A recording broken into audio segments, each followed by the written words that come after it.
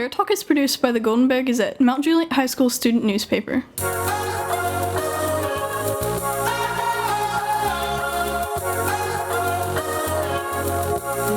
Hi everyone, welcome back to Bear Talk. I'm your host Bella, and today Aryan will be interviewing Julie Draper from Drug-Free Wilco about drug abuse. On to you, Aryan. Hi everyone, my name is Aryan Pandey and I'm a junior here at Mount Juliet High School. Substance abuse, which is the abuse of legal or illegal substances, is a growing problem in schools around the U.S. It can have a myriad of consequences for students who fall into it. A recent survey from the National Institute on Drug Abuse revealed that an estimated 4.4% of 12th graders reported misusing a prescription drug in the last 12 months. I'm actually going to be speaking with Ms. Draper, a prevention coordinator at Drug-Free Wilco. So Ms. Draper, how are you doing today? I'm doing well, Aryan. Thank you so much for having me. Right, thank you so much. So could you please tell us a little bit about yourself and what your typical responsibilities are as a prevention coordinator at Drug-Free Wilco? Absolutely, of course. Well, I am actually just a part-time coordinator. We have a full-time coordinator now, but I am a retired educator.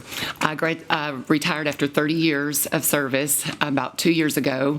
And the reason that I did, I still loved education. I was an assistant principal at an elementary school, but I decided at 25 years I wanted to do something different while I was still young enough and excited and loved my community and wanted to give back. And this was just the perfect opportunity for me to actually do that.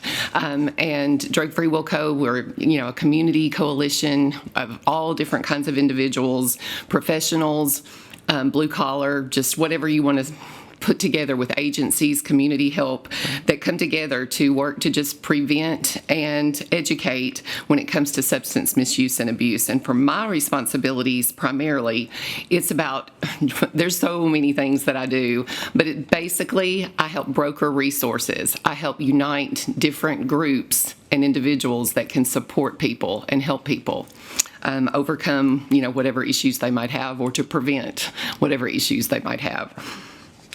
Right, that's really good. Well, my first question getting into this would be, how can you tell if someone's addicted to drugs, and what are some common physical and psychological signs to look for? Well, you probably, when you think about just what it looks like physically, you've probably seen those typical things that you're going to know. I'm not clinically trained, of course, but we know when you see that slurred speech or someone's incoherent, or of course, the smell of alcohol or marijuana on their breath or their clothing those are going to be big red flags. And of course, none of these things by themselves indicates that someone has an addiction or even a problem necessarily. But when you put these things together, like burned fingertips or marks on their arm, having way too much energy or being too fatigued, or they're afraid for no reason, or unexplained tremors, shaking, things like that, of course. But one of the things that you might notice is if someone's hygiene changes and they have poor hygiene, that's going to be an indication of a problem, especially compared with some of these other things. And then, in addition to that, if people have difficulty making decisions, or concentrating, maintaining focus, or just blacking out, or having trouble remembering just simple things, you're going to be like, hey, what's happening to my friend, or what's happening to my loved one?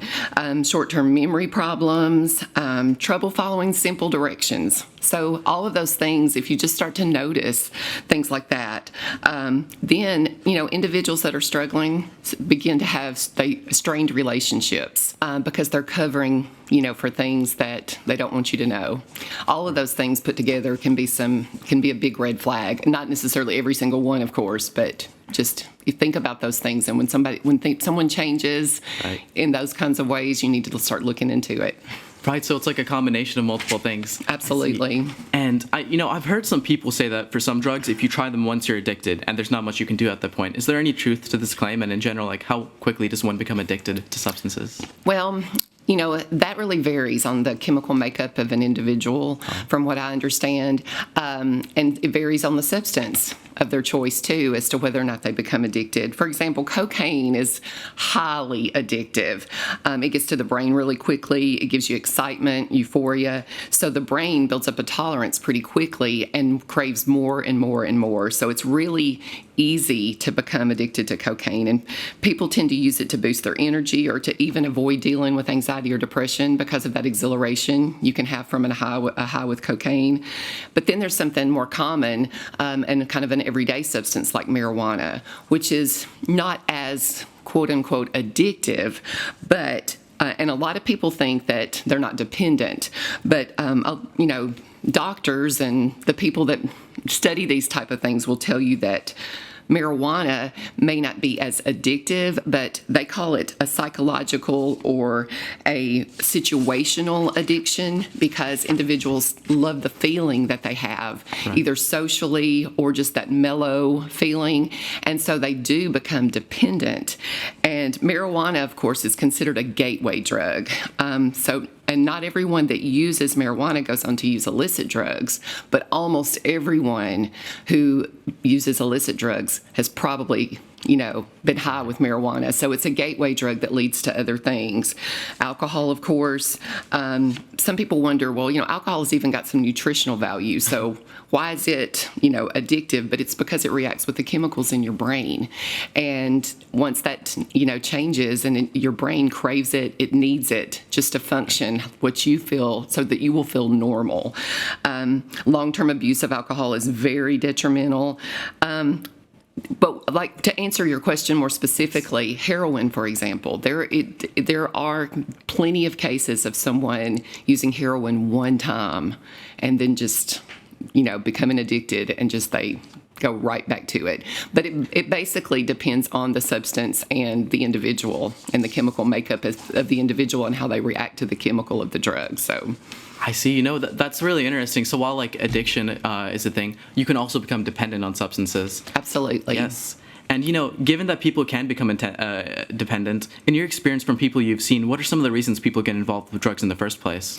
Well, and you probably heard this before, but no one ever experiences or has an interest in doing drugs the very first time with the plan to become addicted or to be controlled, I like to say, by an inanimate substance.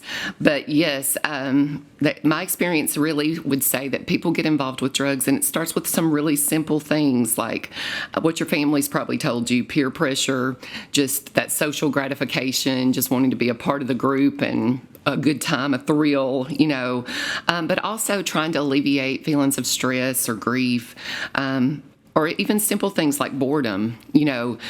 People are looking for something new, something different, and those are all really, reasons we can understand why someone might turn in a weak moment, to a substance to try to solve whatever or give them something that they want right then in the moment.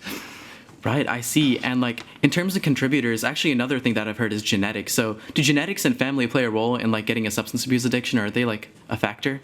Absolutely. There are definitely risk factors when it comes to misusing and abusing substances that lead to addiction based on genetics.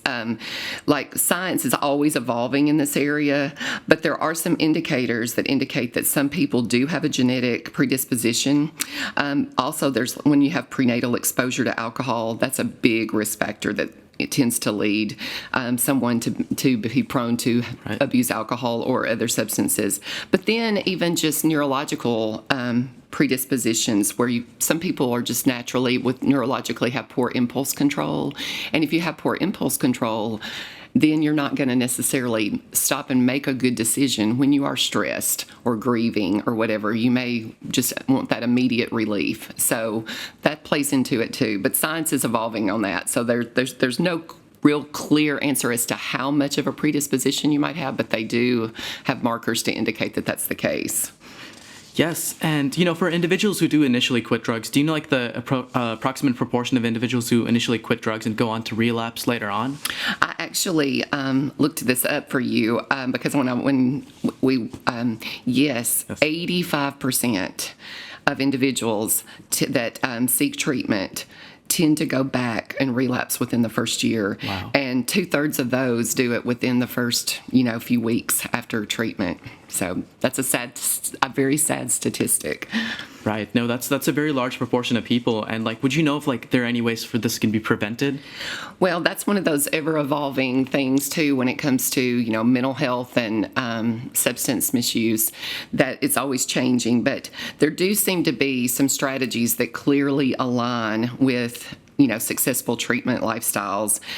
First of all, health has to be the number one priority. You've got to be focused, and everyone, not just the individual. Of course, you won't buy in from the individual, or you're not going to have success at all. But it's got to be about health. And an individual in recovery needs to be informed and then be able to make the choices that he or she needs to make to have that physical and emotional well-being. And I'm passionate about this. This is one of the reasons why I do what I do, because I believe that as a community, we're all better when everyone's healthy.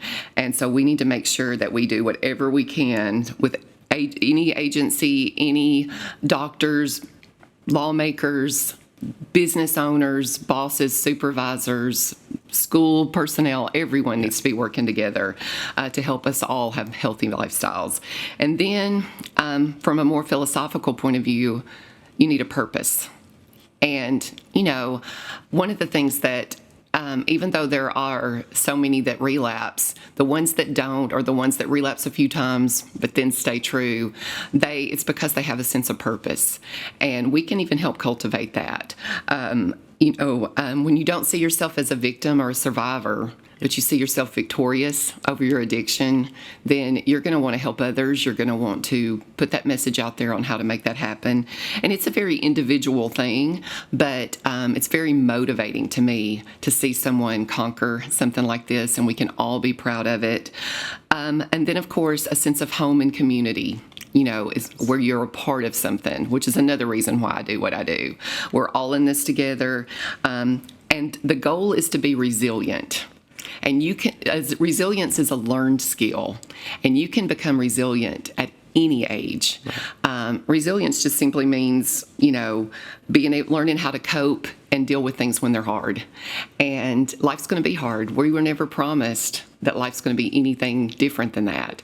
So it's about knowing how to cope with those situations in a healthy way. And you can learn that. You can be 90 years old and learn to be resilient. So. Yes, no, that's really interesting. Having like a sense of community and like, a sense of purpose. Those are things actually that I noticed are not very talked about. But like, I see like how you're describing it, it can be like, it can cascade into something bigger. So absolutely. Yes. Well, I mean, building off of that. So over the last 2 years, we've heard a lot about mental health challenges that have risen due to the COVID pandemic and less social interaction that results from that. So in your experience, would you like to comment on anything that you've seen over the last 2 years and like moving forward, what you think is going to happen? Well, I'm not going to tell you anything you don't know about that, but all of us, I think, our mental health, struggled a little bit with COVID, just with anxiety and fear and sadness and loneliness and the isolation, all of that. And surveys indicate that a big increase, of course, did happen during the pandemic. People tend to consume drugs, when they're depressed or anxious. I did look this up too. In the U.S., there was a 30% increase of overdose from 2020 compared to 2019. And then if you go for overdose deaths in the U.S., from 2020 to 2021, that was up 18%. So we're still feeling, Wow. The effects. We've got a lot to do. And we know our first responders, our healthcare workers, our policymakers, all of these people know, they're aware of this. In many ways, it's normalized misuse, which is not a good thing. That's very scary to me. But I can tell you from going to national conferences to represent Drug-Free Wilco, one of the things that I do have a lot of hope in is that when it comes to our community issues with this, it crosses party lines. It's not a divisive issue. Everyone, it doesn't matter on what side of the fence you're on when it comes to your politics or even religion, you're going to see people banding together. We've got to do something about this. And that gives me a lot of hope. Our vision for Drug-Free Wilco is a healthy, hopeful, engaged Wilson County. And I really do believe that if we keep our vision, that we will all unite, just like I was talking about that sense of community, to be healthy, that number one goal, with hope, and engaged with education. And we're not gonna, my husband has always said, we don't know what to do, but we'll do the best we know to do. And when we figure out that's not good enough or that's not right, we'll change it, and then we'll do what's good enough. And as long as we're doing that, of course, we can keep chipping away at it and, keep it at the top of the radar and all work together because it is about all of us. It's not about one. The other thing I would say in that regard is that because it normalized misuse, it did a lot to chip away at the stigma attached to substance misuse so that it can be out in the open and we can actually get help for people. So. Yes, no, that's amazing. And, where can people find information about drug treatment programs, and what are some resources that you've recommended to addicted individuals in the past? Well, the type of program that someone needs tends to, like we talked about how drugs affect people differently, tends to depend on exactly what the issue is. But there are so many resources online, of course, is the first, is what I tend to direct people toward. And usually it's people like you. It's not someone that's actually needing it for themselves. It's someone that comes to me and says, what do I do? Or an agency will come to me and say, where do I direct people? Right. And that's really what my job is. So we use our drugfreewilco.org website a lot. But then we get a lot of our state, the Tennessee Department of, with Tennessee Mental Health and Substance Abuse, they have an extensive amount of links for really just about anything that you can need help with. And I especially like that it's the same department for substance misuse is also mental health, right, because you can't separate the two. And they have all kinds, they have added on since COVID, they've added on staff and everything, and that's where we go to get our next steps. They stay current nationally with what the trends are and what people need. The one thing I would say is it's not a one-size-fits-all. So, that's what you have to do is just kind of see exactly what the needs are and then go looking, and you're going to find all kinds of people out there that want to help. I don't know if that was kind of a vague answer, but no, that was definitely specific. I mean, it can vary from person to person. Absolutely. So that definitely makes sense. So, I mean, my last question for today would be for listeners who might have friend or family member that they think have an addiction or abusive patterns towards drugs, what advice would you give to them for approaching this type of situation? The first thing I would say, and this may seem obvious, but I don't think it is, just do something. Sometimes, when we were talking about those indicators that might represent a problem, I think it's real common for us to put off reacting or doing something about it because we just don't want to, it's awkward and it seems judgmental. So do something, but instead of focusing on the problem, focus in exactly what you see or what you're observing. Focus on how much you love that person and their health. Like I said, make health be the priority, not the fear of confrontation. And then think about what you want to say ahead of time, even if you need to put it in writing because it's so awkward. And be prepared to offer ways to help. Like looking for helplines or going to the doctor with them. I recommend being really honest with the individual, but not accusatory, not making accusations and saying and using the words like addiction or addict, right, because you're not qualified usually to make that comment, but point out the behaviors that you're seeing that are off, the ways that your reasons for your concern, and try to avoid saying you need help and maybe say something instead like, I was wondering if you'd consider going to the doctor and I'll go with you. Something like that. But as long as you communicate how important it is that you want to help and that you're doing your part. A philosophy I adopted years and years ago at this point is that you're not responsible for someone else, but we are all responsible to them. And so when you see a problem, you need to address it. And you may not have the answers, but do what you know to do and right, just be persistent, persistent with concern for the health. Yes, no, that's really good advice. Like stepping in and doing something can be important. But overall, thank you so much for coming on here, Ms. Draper. I really appreciate you coming on the podcast. Thank you, Aryan. It's been a delight. Thank you so much for the invitation. If you haven't gotten a yearbook yet, you are going to want one. There are many things that you will remember about this year, and there are many things that make this year memorable. As you make memories this year and celebrate life with friends, we encourage you to always remember by purchasing a 2023 yearbook. Current prices are $95 plus tax. Please visit room B118 to get yours today. Buy a yearbook. Make the most of it. Remember all of it. The Golden Leaf. Welcome to Can You Dig It, the segment all about everything fashion and music. I'm Molly. I'm Wren, and today we're going to be talking about our favorite TV shows, and Molly is going to start us off. Yeah, but before we get started, I just want to say that I think this one is really going to show the difference between us because our shows are pretty much polar opposites. Yeah, definitely. But my favorite show at the moment is called Vikings, and when I tell you it is so good, normally I'm not a fan of period dramas, but my mom really liked the show, so I decided to watch it. It basically tells the story of Ragnar Lothbrok and all his sons in 8th century Scandinavia, and if it means anything to anybody listening, all of them are in fact extremely attractive, especially Bjorn, Ragnar, and Ubba. They're my favorites. It basically starts off following the story of how Ragnar and his people go on raids in Northern Europe and the Mediterranean, and then moves into the saga of all his sons, which include Bjorn Ironside, Ubba, Ivar the Boneless, Vitzurg, and Sigurd Snake in the Eye. These names are giving me a headache. Yeah, they were complicated. Yeah. But another one of my favorite parts is how the women are allowed to do basically everything that the men can do, which is super rare for the 8th century. They could own land, divorce their husbands, and they even fought with them. They were called shield maidens. They were super cool. It's written by Michael Hurst, who also wrote The Tudors, and it stars Travis Fimmel, who I love right now, Alexander Ludwig, Gustav Skarsgård, Catherine Winnick, Jordan Patrick Smith, and so many more. I definitely recommend it. It's brutal, dramatic, and intense, but it definitely keeps you on your toes and interested. Moving on, my favorite show at the moment is Ted Lasso. My favorite show tends to change a lot, but this one's currently my favorite. It's on Apple TV, and the first season came out in 2020. The second season came out in 2021. And it's one of those shows that's really easy to rewatch, it's good.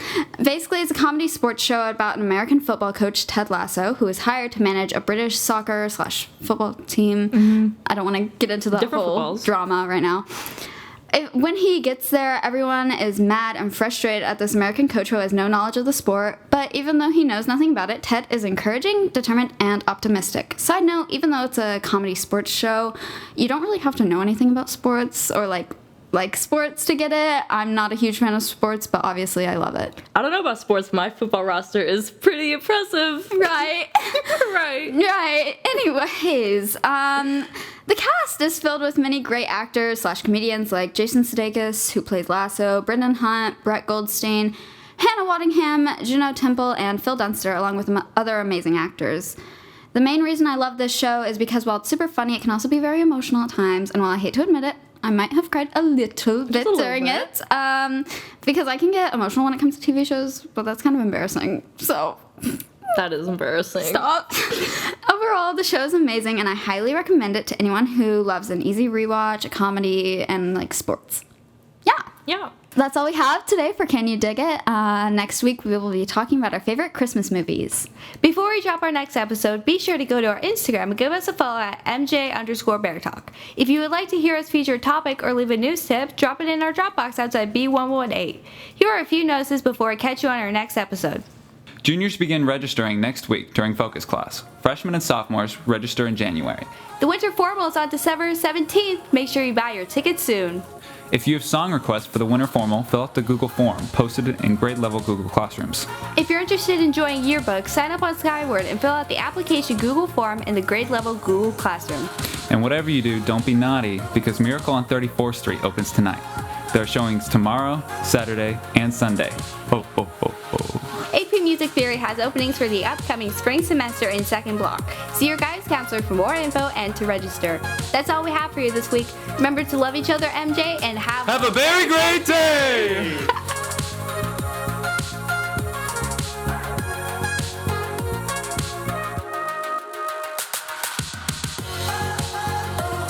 Well, I'm a peanut bar, and I'm here to say you can't do it while you're talking.